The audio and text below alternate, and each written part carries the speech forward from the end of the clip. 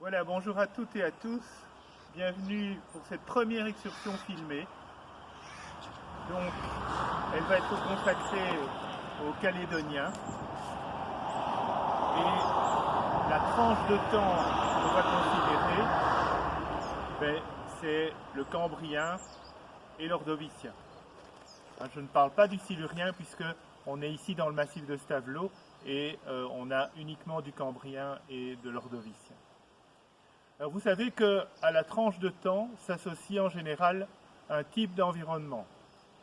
Donc cette excursion-ci va vous montrer des environnements que vous ne verrez plus après, qui sont des environnements profonds. Donc on va toujours se trouver dans des faciès de type bassin, voire talus, et ceci dans un contexte détritique. Alors, quel est le contexte géodynamique général? Donc vous l'avez vu.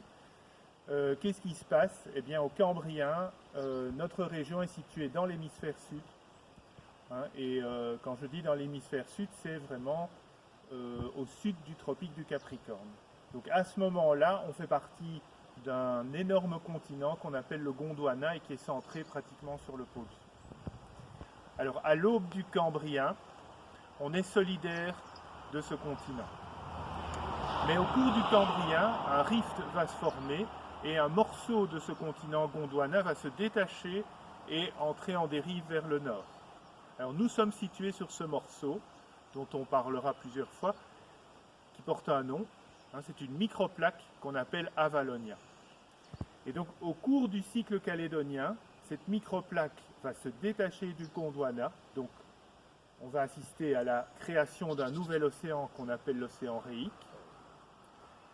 Et en dérivant vers le nord, elle va entrer en collision avec deux autres plaques. La première, la plaque Baltica, et l'ensemble Baltica-Avalonia va entrer en collision avec la Laurentia et former ce qu'on appelle le continent des vieux grégons.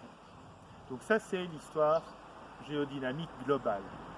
Alors pourquoi est-ce qu'on est dans un contexte de sédimentation profonde? Eh bien parce qu'au cours du détachement avalonien de ce supercontinent Gondwana, on va avoir formation d'un rift. Et ce rift va s'approfondir très rapidement avec des sédiments profonds. Alors avant d'en arriver là, à la base du Cambrien, ce rift vient à peine de s'ouvrir et vous avez encore des faciès peu profonds, mais c'est les seuls dans le cycle. Et ces faciès peu profonds, on y est. Vous êtes dans la grande carrière de grès de la formation de Our, près de Vielsalm, et ça représente cette sédimentation de faible profondeur. On va voir si c'est dur. Alors voilà, on est dans une carrière de grès quartzite. Donc ce sont les roches les plus anciennes de Belgique. Donc on est dans le Cambrien inférieur et je ne vais pas vous demander de retenir les formations. La première unité, c'est ce qu'on appelle le groupe de Deville. Vous allez voir que c'est du dur.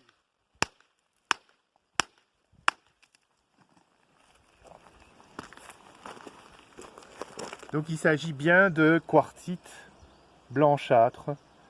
Et c'est une caractéristique du groupe de Deville d'avoir des faciès clairs et souvent relativement grossiers.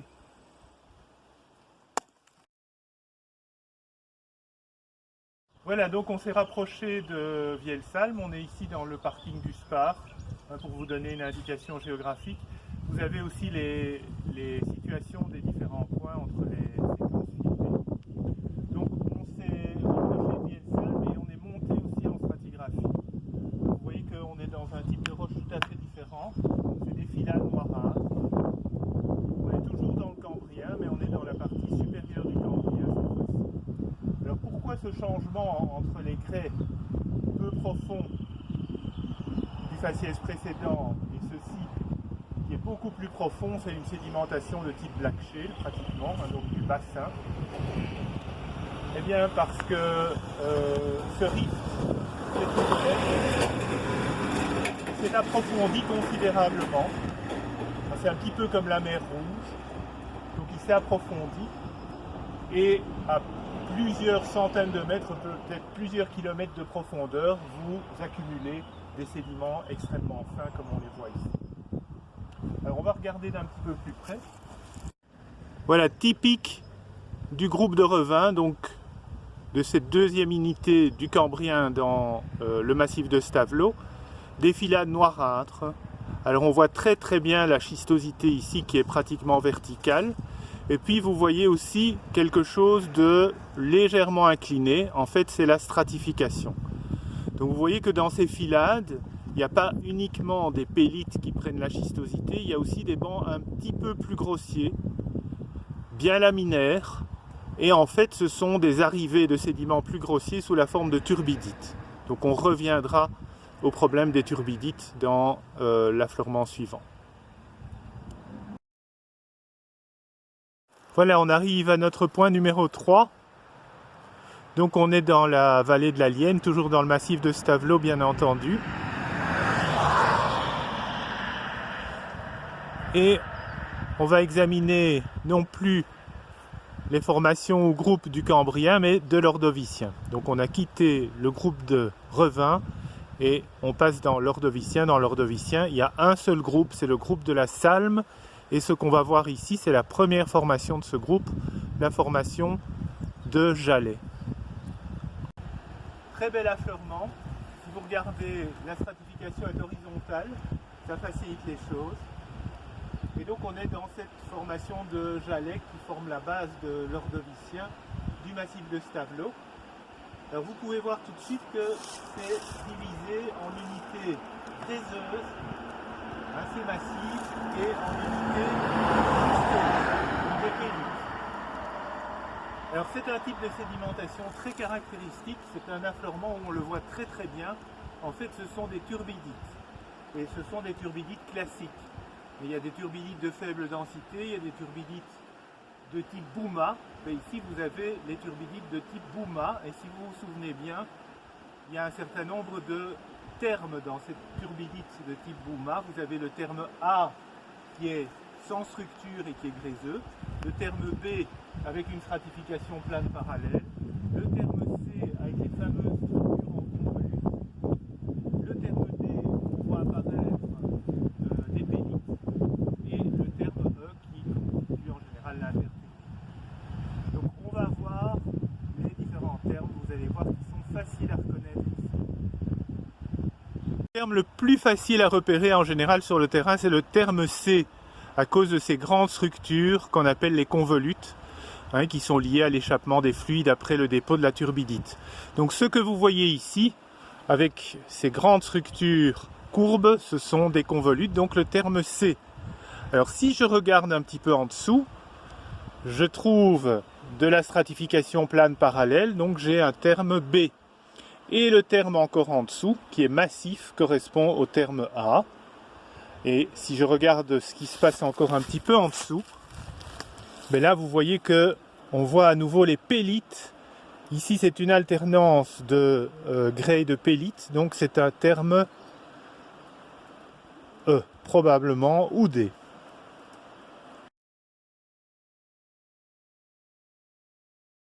Même chose en partant vers le haut, donc on retrouve ce niveau à convolute qui est juste devant nous, terme C. Si je regarde un petit peu plus haut, mais on voit à nouveau cette alternance de grès et de pélites, donc c'est un terme D.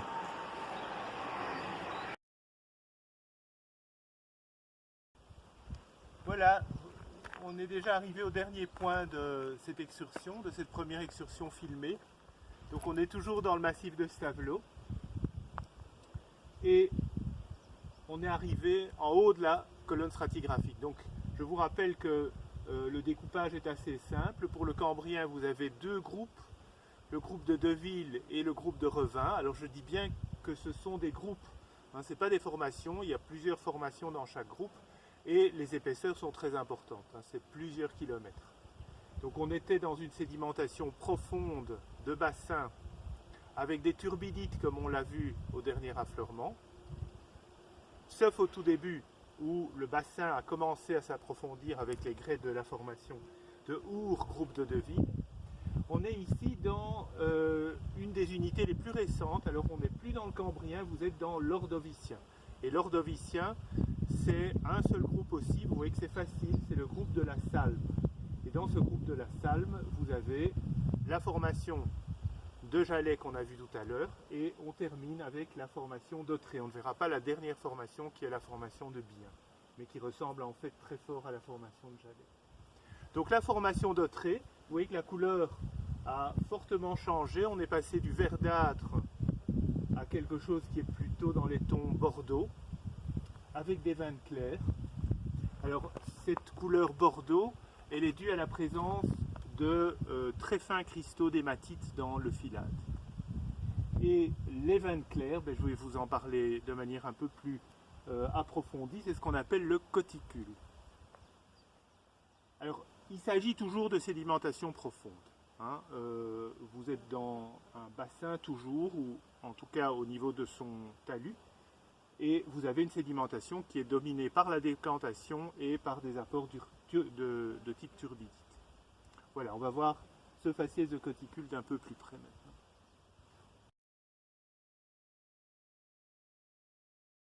Alors voilà une de ces veines de coticule.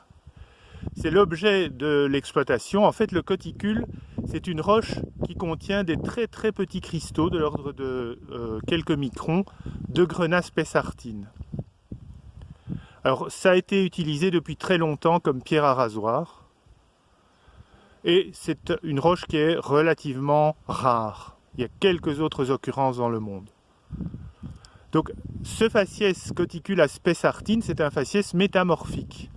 Donc les grenats, c'est un des minéraux bien connus du métamorphisme, mais ils sont apparus au cours d'une phase d'augmentation de pression et de température qui est probablement datée du cycle varisque. Alors il y a plusieurs modèles pour l'origine sédimentaire du coticule, pas métamorphique.